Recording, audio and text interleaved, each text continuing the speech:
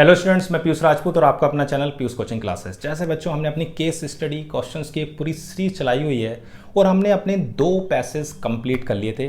तो बच्चों आज हम शुरू करने जा रहे हैं अपना थर्ड पैसेज। देखते हैं बच्चों क्या कह रहा है।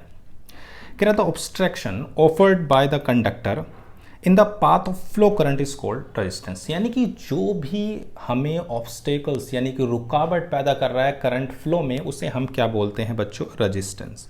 वो हमारा रेजिस्टेंस है। ठीक है, इसकी एसआई जो यूनिट है बच्चों वो आपकी होती है कितनी? ओम। क्या बताया मैंने कि जो भी आपका ऑब्स्ट्रक्शन ऑफर कर रहा है करंट के फ्लो में वो हमारा रेजिस्टेंस है, उसकी यूनिट ओम है।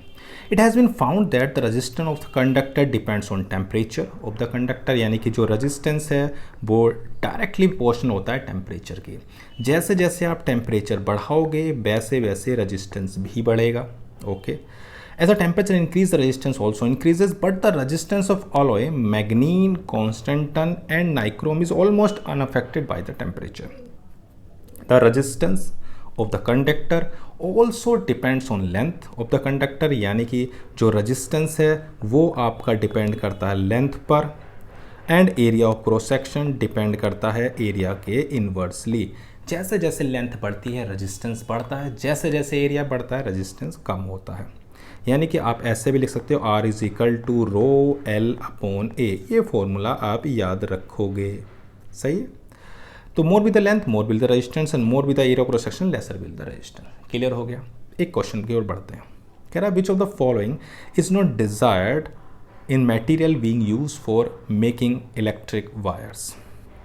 देखो बच्चों, which of the following is not be design in material using the high melting point, high resistance. ये जो वायर्स होते हैं बच्चों उनके रेजिस्टेंस को हम क्या करते हैं? कम से कम रखते हैं। उसने बोला ना which of the following is not Dzire in the material being used for making electric wires.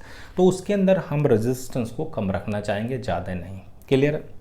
Okay, अगला हमारे पास क्या कहता है? नहीं, ऑप्शन तो इसका हो गया बी। कह रहा था B I graph of the two metallic wires A and B is given by what is the correct relationship between their temperature. मैंने आपको बताया था, याद करो इससे पिछले वाले पैसेज में, कि जब आपको ग्राफ दिया हो, अब ग्राफ देखो इसमें एक तरफ तो V है और दूसरी तरफ I है, तो मैंने कहा था इन दोनों का जो स्लोप होता है वो आपको 1/r देता है, मतलब रेजिस्टेंस का रेसिप्रोकल देता है। ओके ना, रेसिप्रोकल प्रोवाइड करेगा। बताओ किसका रेजिस्टेंस ज़्यादा होगा? तो सिंपल सी बात है, रेसिप्रोकल दे रहा है स्लोप, तो सिंपल आपका क्या है कि हमारा जो स्लोप है वो B का ज़्यादा है। जिसका स्लोप ज़्यादा है उसका रेजिस्टेंस कम होगा, क्योंकि हमारा रेसिप्रोकल प्रोवाइड कर रहा है रेजिस्टेंस का।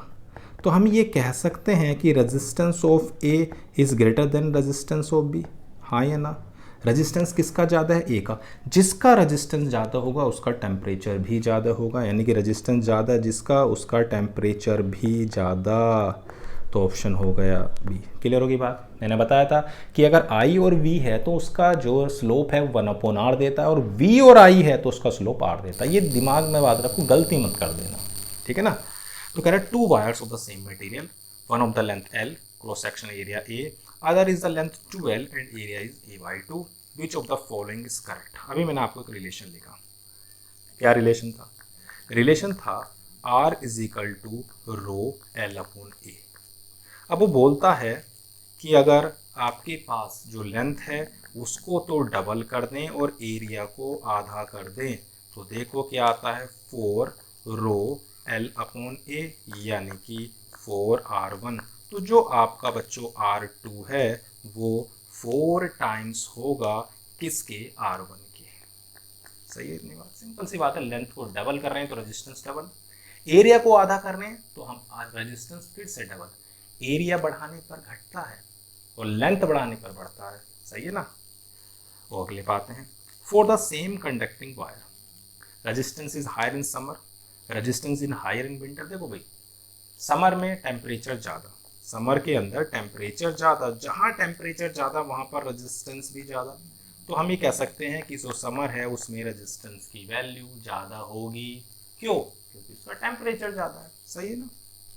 ओके, कह रहा है wire of resistance is 20 ohm is cut into 5 equal pieces, the resistance of each part। मैंने कहा था कि रेजिस्टेंस जो है बच्चों वो आपका डायरेक्टली डिपेंड करता है लेंथ पर।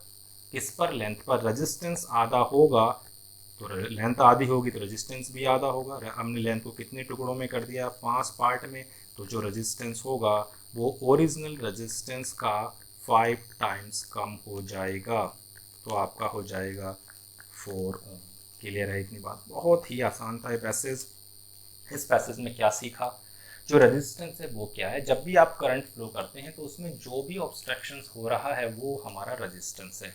रेजिस्टेंस टेम्परेचर बढ़ाने पर बढ़ता है। रेजिस्टेंस लेंथ के तो डायरेक्टली लेकिन एरिया के इन्वर्सली प्रोपोर्शनल होता है, लेकिन जो कॉन्स्टेंट एंड मैग्नीन वायर्स होते हैं उनके टेम्परेचर बढ़ाने पर इतना फ़र्क नहीं पड़ता। तो इस पैसेज के हमने ये बातें क्लियर कर ली, आपको समझ में भी आ गया होगा। तो बच्चों आज की क्लास में सिर्फ इतना ही। Thank you.